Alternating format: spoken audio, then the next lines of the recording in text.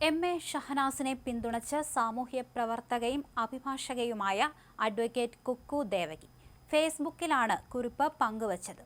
ആ കുറിപ്പ് ഇങ്ങനെയാണ്: ഷഹനാസിനോട് സംസാരിച്ചിരുന്നു. തീയിൽ കുരുത്തവളാണ്, വെയിലത്ത് വാടൂല. മാറാട് കലാപം നടന്ന ബീച്ചിനടുത്തായിരുന്നു ചെറുപ്പകാലത്ത് ഷഹനാസ് ജീവിച്ചത്. കലാപകാലത്ത് 7-ലോ 8-ലോ ആണ് പഠിക്കുന്നത്. ആളുകൾ പരസ്പരം കൊന്നോണ്ടിരിക്കുന്ന സമയത്ത് കത്തിയുടെ മുന്നിൽ നിന്ന് സിംഗിൾ മദറായിരുന്ന ഉമ്മ ചേച്ചിയുടെയും ഷഹനാസിന്റെയും കൈപിടിച്ച് രാത്രിക്ക് രാത്രി ഓടി രക്ഷപ്പെട്ടിട്ട് അതിജീവിച്ചവരാണ്. ഷഹനാസിന്റെ ഉമ്മ ഡിവോഴ്സിയാണ്. 2 പെൺമക്കളെ വളർത്താനായി ഖത്തറിൽ ഹോംമെയ്ഡായി ജോലി ചെയ്തിട്ടുണ്ട്. ഹിന്ദുമത വിഭാഗത്തിൽ നിന്ന് വിവാഹം കഴിച്ച ഷഹനാസിനെ ഇപ്പോഴും പങ്കാളിയുടെ വീട്ടുകാർ പ്രിയ എന്നു തന്നെയാണ് വിളിക്കുന്നത്. ഗുരുവായൂരപ്പൻ കോളേജിൽ പഠിക്കുന്ന കാലത്ത് IAS പ്രിലിം എക്സാം ക്വാളിഫൈ ചെയ്തപ്പോൾ അവിടെയൊരു ആദരവ് കൊടുത്തിരുന്നു. MBBSന് പഠിക്കുന്ന മകൾ ഷഹനാസിനുണ്ട്. ഷഹനാസിനൊപ്പം പങ്കാളിയും മകളും ബാക്കി വീട്ടുകാരും കട്ടയ്ക്കുണ്ട്. ഇതിൽ ഏതിലെങ്കിലും ആരെയെങ്കിലും ഉപദ്രവിച്ചതായി ചരിത്രമുണ്ടോ? പ്രണയിച്ച് ആരെയെങ്കിലും ശരീരം മുഴുവൻ കുത്തിക്കീറി ഉപദ്രവിച്ച ചരിത്രമുണ്ടോ? പുരുഷനും കോൺഗ്രസുകാരനും ചെറുപ്പക്കാരനുമായ ഒരു വക്കീൽ പറഞ്ഞത് മാങ്കൂട്ടത്തിലിനെ ഓർക്കുമ്പോൾ ഒരു ഹീറോയെ ഓർക്കുന്നത് പോലെയാണെന്നാണ്. ഒരു കാര്യം മനസ്സിലാക്കിയാൽ കൊള്ളാം. എത്രയോ പെണ്ണുങ്ങളെ ഉപദ്രവിച്ച ഒരുത്തനെയാണ് ഷഹനാസിന്റെ ചരിത്രത്തിലേക്കും മറ്റും കടന്നുകയറി പിന്നീട് ഷഹനാസ് മാങ്കൂട്ടം പ്രശ്നം മാത്രമാക്കി ചുരുക്കി വെളുപ്പിച്ചുകൊണ്ടിരിക്കുന്നത്.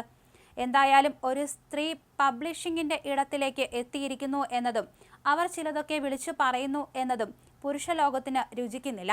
അതുകൊണ്ട് തന്നെ പുരുഷലോകം ഇത്തരം കഥകൾ മെനഞ്ഞുകൊണ്ടേയിരിക്കും. അത് എത്രയും വേഗം ഇവിടെ പറന്നു നടക്കുകയും ചെയ്യും.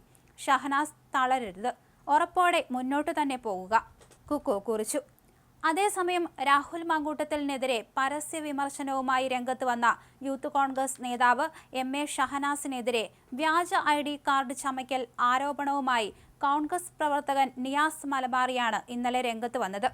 വിഷയവുമായി ബന്ധപ്പെട്ട തെളിവുകളടക്കം സംസ്ഥാന പോലീസ് മേധാവിക്ക് പരാതി നൽകിയതായി നിയാസ് സാമൂഹിക മാധ്യമത്തിൽ പങ്കുവച്ച പോസ്റ്റിലൂടെ വ്യക്തമാക്കുകയും ചെയ്തു.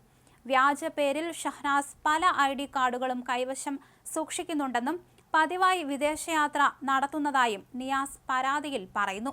ചെറിയൊരു പബ്ലിക്കേഷൻ സ്ഥാപനം നടത്തുന്ന ഷഹനാസ് എങ്ങനെയാണ് ഇത്രയധികം വിദേശയാത്രകൾ നടത്തുന്നതെന്നും ഇതിന് പിന്നിൽ കള്ളപ്പണ ഇടപാടുണ്ടോ എന്ന് സംശയമുണ്ടെന്നും പരാതിയിൽ പറയുന്നു.